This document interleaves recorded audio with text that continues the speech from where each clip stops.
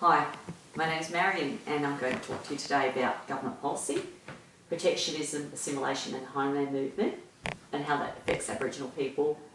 And it's a large topic, but I'll draw your attention to some of the main characteristics of these eras. So, government policies were designed to control the lives of Aboriginal Australians who were considered inferior and in need of civilising. The two main eras of exploitation were protectionism, which refers to segregation, policies passed to separate Aboriginal people from white society, and assimilation or integration, which were policies passed to absorb Aboriginal people into white society. So on the one hand we had protectionism, which was keeping people apart, on the other hand assimilation, bringing them back in, blending them back in. So protectionism formally began with the formation of the Aborigines Protection Board in 1883, and then the passing of the Act in 1909, the New South Wales Aborigines Protection Act, which controlled their lives effectively for the next 60 years. And this Act gave the board the power to forcibly move Aboriginal people off their lands and onto reserves and missions which were on designated government land. So in New South Wales by 1939 there were over 180 of these reserves. At the same time in Queensland we had 64 reserves and missions housing over about 7,000 Aboriginal people. So sadly this displacement resulted in a loss of cultural knowledge, as Aboriginal people were far removed from their traditional lands and forbidden from practising their culture in these reserves. And many people lost their connection with their sacred lands forever and were never able to find their land again. It also saw the beginnings of child removal in 1915 with the passing, with amendments to the Act giving the board the power to remove Aboriginal children from their parents at any time for no other reason than for being Aboriginal. Previously, it had to be established that the child was being neglected as with a white child, and these Aboriginal children were taken to be trained as domestic servants and farm hands to work in the homes and properties of white Australians.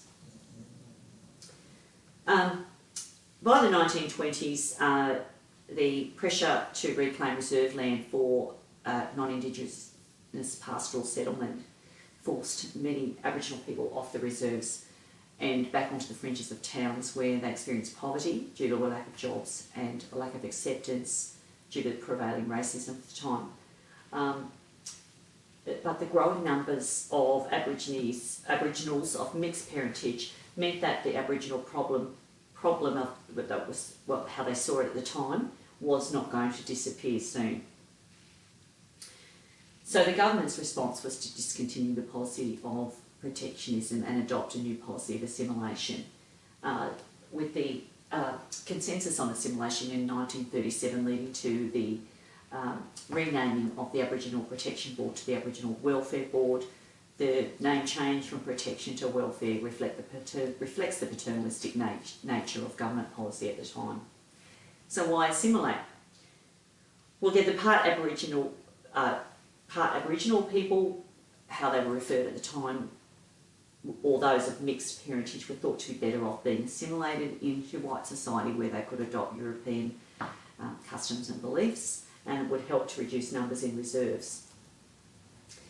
So these racist beliefs are reflected in this statement from the conference, that they believe that the destiny of the natives of Aboriginal origin, but not of the full blood, lies in their ultimate absorption by the people of the Commonwealth, and it therefore recommends that all efforts be directed to that end. So the belief was persisting that full-blooded Aboriginal people were a dying race and that efforts were to be directed at the Aboriginals of mixed parentage.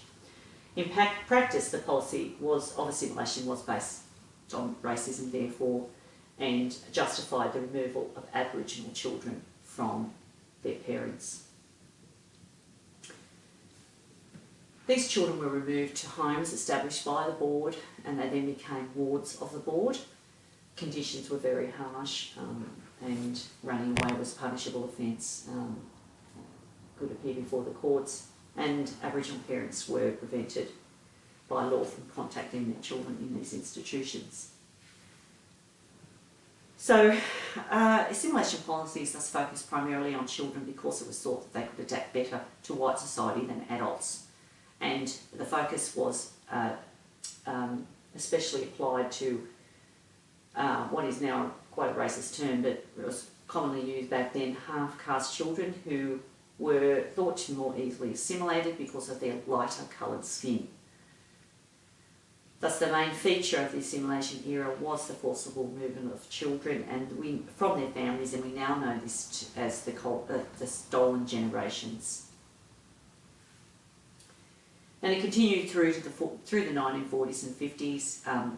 These other methods of removing children to assimilate them into white families included placing them in institutions with non-Indigenous children, being fostered by non-Indigenous families, and also being given up for adoption, many mothers being coerced into giving up their child soon after birth. And many of these children happily lived in those in white families, not realising what their true origins were until much, much later in their lives.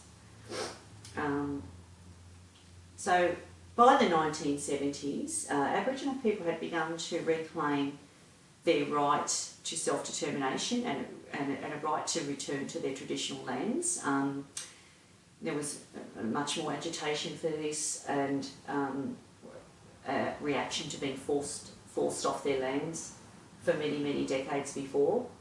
Government policy thus shifted from assimilation to one of self-determination for Aboriginal people, and the homeland movement had begun in the Northern Territory at this time. So government policy began to be more supportive through the granting of land rights, providing financial support and resources, and social security payments to Aboriginal people to allow them to establish these homeland communities mainly in the Northern Territory, but then some were developed in Western Australia and South Australia. Aboriginal people could finally reconnect with country and return to their country and reconnect with their culture. So what is the homeland? Well, they are small, decentralised communities of family groups living together away from the towns and the regional centres on remote lands that are of cultural, spiritual and social significance to them. Extended family from the larger towns visit their homelands and for restorative purposes, and people move between homelands for cultural purposes and ceremonies. So the populations of the homelands do fluctuate. In 2016, there were 630 homeland communities in the Northern Territory. So the benefits of homelands are that Aboriginal people are able to fulfil their cultural responsibilities, caring for country, protecting the sacred sites, managing the resources, and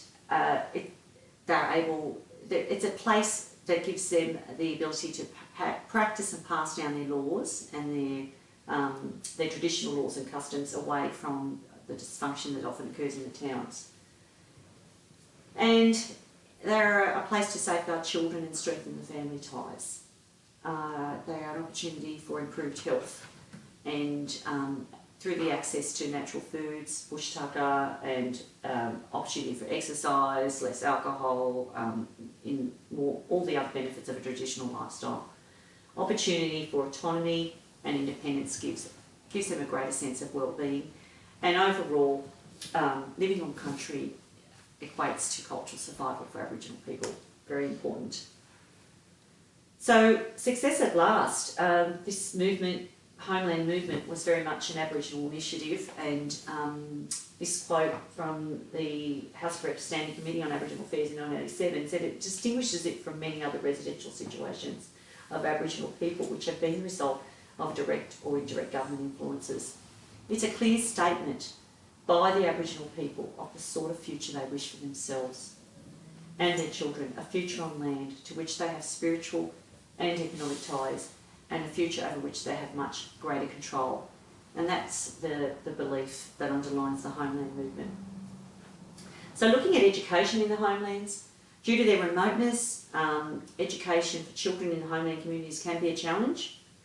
Many of these communities are very hard to reach, can only be accessed by air, and depending on the weather, roads can be in not good condition. the lands of the Yolngu and East Arnhem Land is a network of small schools called Homeland Learning Centres. And these, by 2019, there were 29 Homeland Learning Centres in the Northern Territory. Communities with at least 12 children have a resident assistant teacher who hasn't not necessarily qualified, not necessarily having teaching qualifications, but can teach the children in Aboriginal and English, teaching English, but and local languages. But in communities with more than that number of children, such as at least 22 children, they have visiting non-resident qualified teachers who can come in. Interestingly, placements, some universities have partnered with some of these homeland schools to provide placements for pre-service teachers, such as the University of Melbourne and the Yirrkala Homeland Schools. This accords with the wishes of the elders for their non-Indigenous teachers, for Indigenous teachers to learn alongside non-Indigenous teachers, and it's a great opportunity for pre-service teachers to gain some first-hand knowledge of traditional customs and take that back to mainstream classrooms. In some homelands provide secondary education so that high school students don't have to leave to have the rest of their schooling in larger towns or boarding schools. For example, the Yirrkala Homeland School in 2019 reintroduced its secondary program called the SHEP program for Year 10 and 12, Year 10 to 12, as well as vet courses. And this is located in the Garthalona homeland, which is centrally located so students can come in from surrounding homelands and they can share resources. In another initiative is in the Ganbanala Homeland School. There are 10 to 25 children from preschool to Year 12 who were provided with iPads to improve their oral language skills, as literacy is one of their main challenges. Children speak and practice English at school, but outside school they'll speak their local languages, and speaking local language is very important for keeping the culture alive and thriving. So our other initiatives in the homelands include environmental management programs, opportunity for Aboriginal arts industries, cultural tourism and community policing programs. So in conclusion, the homelands provide Aboriginal people with a sense of belonging, a connection to country, and which is at the core of their being, and a fundamental right to self-determination. All of those aspects were taken from them with historical government policies that have been outlined in this presentation. So thank you for listening, and I hope you're able to take something out of this presentation. I welcome your feedback. Bye.